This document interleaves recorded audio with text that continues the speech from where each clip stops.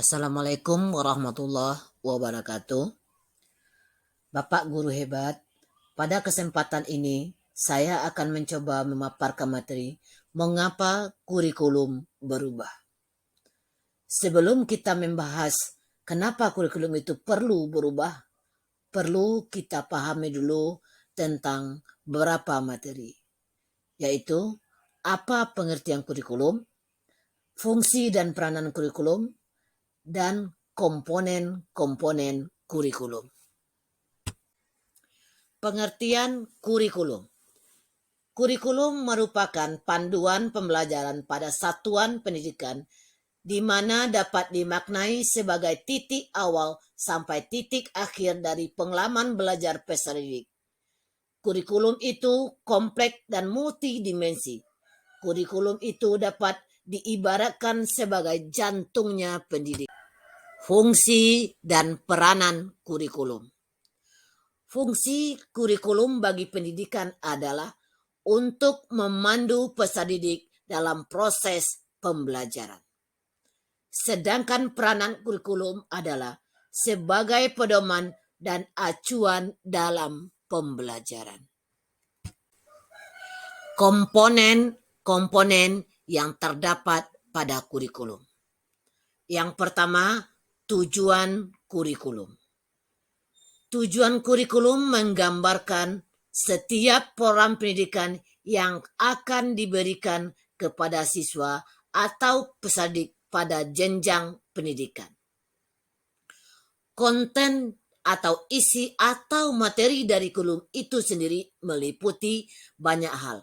Ada yang berkaitan dengan pengetahuan, keterampilan, dan sikap. Kemudian metode dan strategi kurikulum merupakan salah satu cara dalam penyampaian materi supaya sampai kepada para peserta didik. Kemudian evaluasi menentukan ketercapaian tujuan, kesesuaian materi, dan ketepatannya dengan menggunakan strategi dan pendekatan, teknik, model, dan metode. Pentingnya kurikulum perlu berubah agar sesuai dengan kebutuhan murid dan perkembangan zaman. Itu dipengaruhi oleh isu kekinian yang memuat beberapa hal.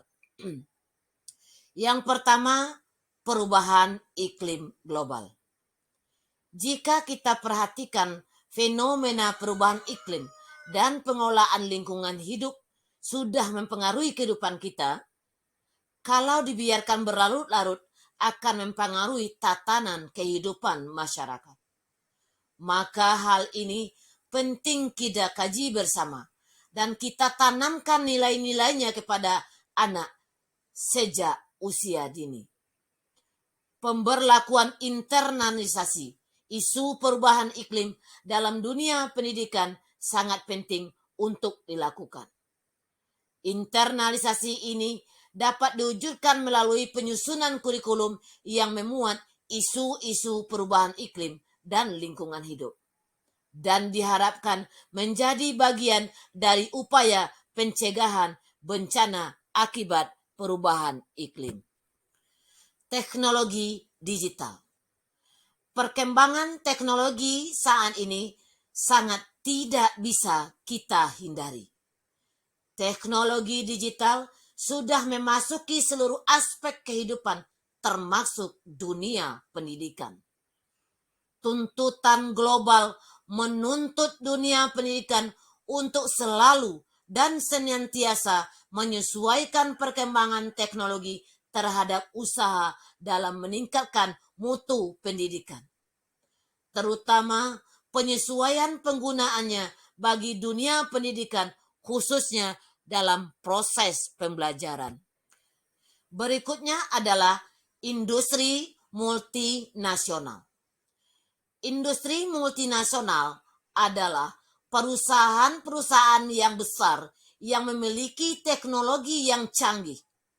Adanya teknologi yang canggih dan modern ini mampu membantu perusahaan induk dalam mengawasi berbagai anak perusahaannya yang berada di luar negeri. Pekerjaan yang ditawarkan oleh industri multinasional untuk pekerja lokal ini cenderung rendah dan juga merupakan pekerjaan yang sederhana dan tidak terampil, sehingga pekerja lokal ini akan memiliki pendapatan yang rendah. Sementara itu, karyawan asing dari luar negeri seringkali diberi posisi pada tingkat yang lebih tinggi dan berkualitas karena memiliki kompetensi sesuai yang diharapkan. Contohnya adalah Google, KFC, Honda, dan lain-lain.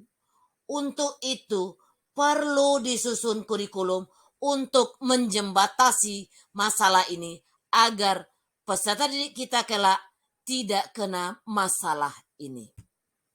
Selanjutnya adalah transformasi budaya. Reformasi industri 4.0 telah memaksa manusia melakukan perubahan perilaku, cara pandang, dan pola pikir agar sesuai dengan perkembangan zaman.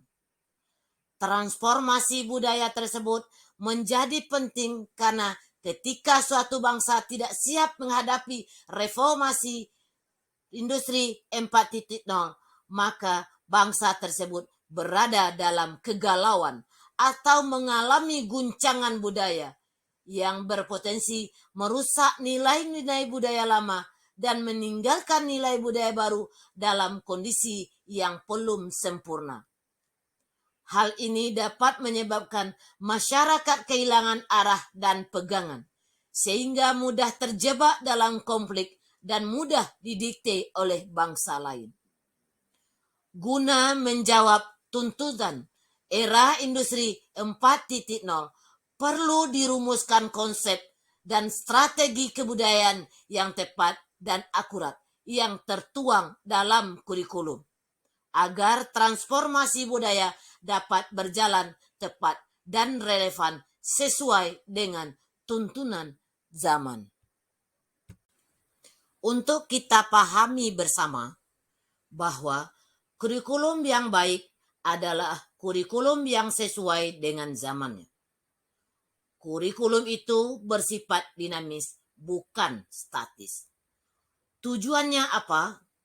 Agar dapat beradaptasi dengan pengetahuan dan teknologi informasi yang telah berkembang semakin masif dan tidak terkendali, sehingga dapat membangun kompetensi di masa kini dan masa yang akan datang. Hal ini sesuai dengan gagasan Bapak Ki Hajar Dewantara yang mengatakan bahwa pendidikan adalah menuntun segala kekuatan kodrat yang ada pada anak-anak agar mereka dapat mencapai keselamatan dan kebahagiaan yang setinggi-tingginya, baik sebagai manusia maupun sebagai anggota masyarakat. Dari paparan tadi dapat kita simpulkan bahwa mengapa kurikulum itu perlu berubah. Yang pertama adalah agar dapat memenuhi kebutuhan siswa. Tujuannya agar kurikulum itu dapat menyesuaikan dengan potensi dan kodrat siswa. Yang kedua, agar relevan dengan perkembangan zaman. Tujuannya untuk dapat mendapatkan pembelajaran yang bermakna. Yang ketiga, agar dapat menyiapkan generasi masa depan yang visioner. Tujuannya adalah untuk memenuhi kebutuhan belajar siswa. Bagaimana cara melakukan perubahan tersebut? 3 pilar pendidikan harus bersinergi dan berkolaborasi. Siapa yang dimaksud dengan 3 pilar pendidikan tersebut? Yaitu orang tua, masyarakat, dan pihak sekolah dalam mewujudkan kurikulum yang berpihak kepada siswa. Ketika merancang perubahan kurikulum, kita harus menempatkan kebutuhan, pendapat, pengalaman, hasil belajar, serta kepentingan siswa sebagai rujukan utama dalam mengembangkan kurikulum agar sesuai dengan kebutuhan siswa tersebut. Bapak dan Ibu guru hebat, perkembangan menuntut kita untuk terus belajar akan hal-hal yang baru. Sebagai guru, kita pasti menyadari bahwa ilmu, pengetahuan, dan teknologi telah mengalami kemajuan yang sangat cepat dalam 1 dekade terakhir ini. Di era digital seperti sekarang ini, banyak sekali produk-produk canggih ditemukan seperti gawai pintar, berbagai jenis aplikasi yang memudahkan kehidupan manusia. Kemajuan dalam bidang ilmu, pengetahuan, dan teknologi tentu saja akan sangat berpengaruh terhadap dunia pendidikan, apalagi proses pembelajaran. Untuk itu, sebagai guru, mari kita tetap semangat menuju perubahan ke arah yang lebih baik. Jangan pernah lelah untuk belajar. Terima kasih banyak atas perhatiannya. Semoga bermanfaat.